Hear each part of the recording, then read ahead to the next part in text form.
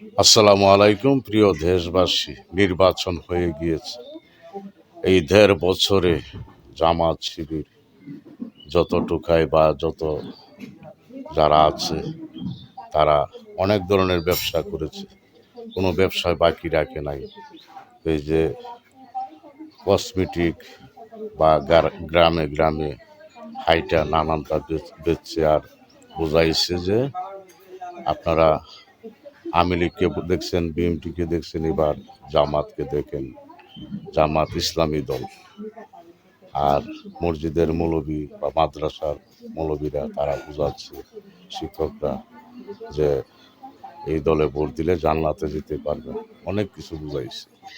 যখন নির্বাচনের ডেট দিয়েছে যে ১২ তারিখ নির্বাচন, তখন থেকে তারা মাঠে আরো ব্যবসা ছেড়ে দিয়ে আরো মাঠে নেমেছে। বাংলাদেশে অনেক কিছু বলেছে জামাত, যে বলেছে আপনারা ওই মার্কা ভোট দিলে জান্নাতে যেতে পারবেন, ইসলামী দলকে ভোট দেন, অনেক কিছু বুঝাইছে। কত বলবো, শেষ নাই বোঝানির ওদের।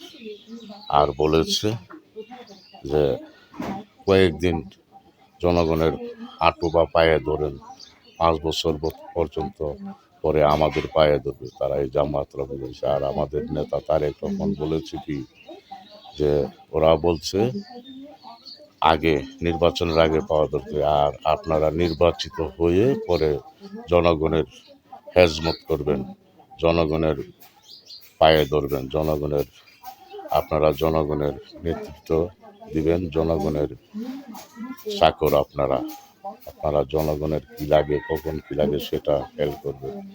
তো এরা নির্বাচনের আগে ব্যবসা করছে, আর এখন বিএনপির যারা নেতা কর্মীরা এমপি হয়েছেন তারা সংসদে গিয়ে জনগণের কি লাগবে সেটা দেখবেন। আর যারা নেতা কর্মীরা আপনারা অন্য ব্যবসা করেন, আর রাজনীতিতে যে নিয়ে খাইবেন সেই দান্দা করবেন না, তাহলে দেশের মঙ্গল হবে না। যার যার ব্যবসা করে খান, আর মানুষের প্রতি, জনগণের প্রতি দরদ ও মায়া দেখান, কোনো অন্য মনে দেখবেন না। মানুষকে মানুষের মতো দেখবেন, মানুষকে চাকরের মতো দেখবেন না, তাহলে দেশে অমঙ্গল আবার আসবে।